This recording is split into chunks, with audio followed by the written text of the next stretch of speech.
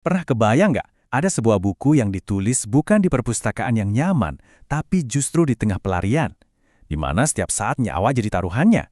Nah, kali ini kita akan membongkar sebuah karya yang luar biasa, yang lahir dari kondisi genting, dan menawarkan cara berpikir yang benar-benar baru bagi sebuah bangsa yang sedang diambang kemerdekaan.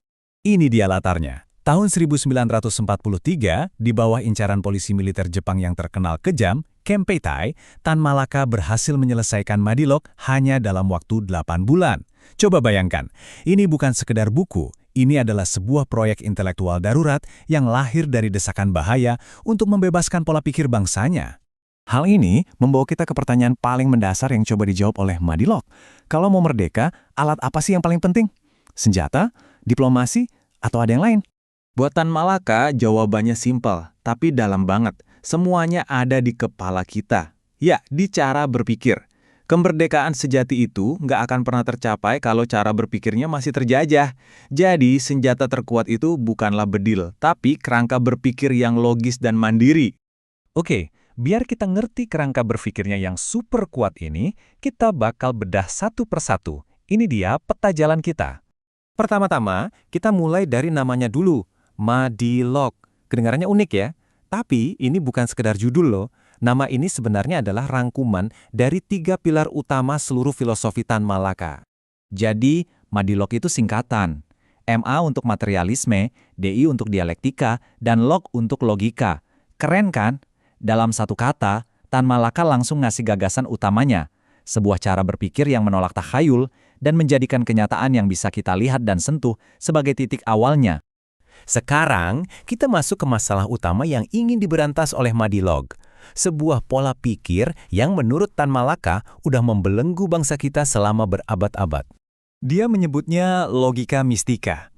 Ini tuh cara mikir yang pasrah, yang nerima takdir, dan percaya hal gaib sebagai jawaban buat semuanya. Kenapa panen gagal? Oh, mungkin karena penunggunya marah. Kenapa sakit? Mungkin kena guna-guna. Nah, inilah musuh intelektual yang mau dia lawan. Nah, di sini kelihatan banget bedanya, kayak langit dan bumi. Di satu sisi, ada logika mistika. Dasarnya kepercayaan, roh, pokoknya idenya dulu yang ada, baru bendanya muncul. Di sisi lain, ada ilmu pasti atau sains. Kebalikannya total. Dasarnya itu materi, bukti yang bisa kita pegang. Bendanya dulu ada di dunia nyata, baru dari situ muncul ide di kepala kita.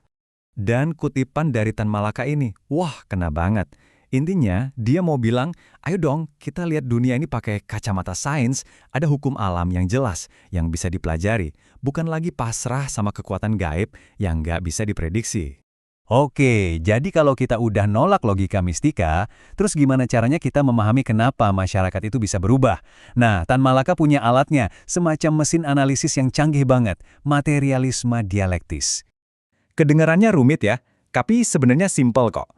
Intinya gini, sejarah itu bergerak bukan karena ide-ide hebat para pahlawan atau takdir. Bukan. Sejarah bergerak karena ada benturan, ada konflik nyata antar kelompok di masyarakat. Terutama, yaitu konflik antara yang punya modal sama yang kerja. Jadi, sejarah itu nggak acak teman-teman. Ada polanya. Ibaratnya, setiap sistem masyarakat, kayak feodalisme misalnya, itu udah bawa bibit kehancurannya sendiri di dalamnya. Pasti ada kontradiksi. Nah, dari konflik antara bangsawan sama petani inilah akhirnya pecah dan lahirlah tatanan baru, contohnya kapitalisme. Dan yang paling penting, buat Tan Malaka, ini semua bukan cuma teori di atas kertas. Dia mengutip Marx buat negasin, ngapain kita cuma menafsirkan dunia, yang penting itu mengubahnya. Jadi, paham sejarah itu tujuannya buat aksi, buat perubahan. Oke, kita sampai di pilar terakhir, fondasi praktis dari Madilog. Kalau tadi kita udah ngomongin cara berpikirnya, sekarang kita ngomongin gimana cara membuktikannya, yaitu lewat metode ilmiah. Pertanyaannya kan jadi gini, kalau kita udah nggak percaya sama hal-hal mistis, terus gimana kita tahu mana yang benar dan mana yang salah? Apa pegangan kita? Jawabannya, kata Tan Malaka, adalah science. Dan dia punya 3 langkah simple tapi powerful. Pertama, accurate thought. Pikiran harus jitu.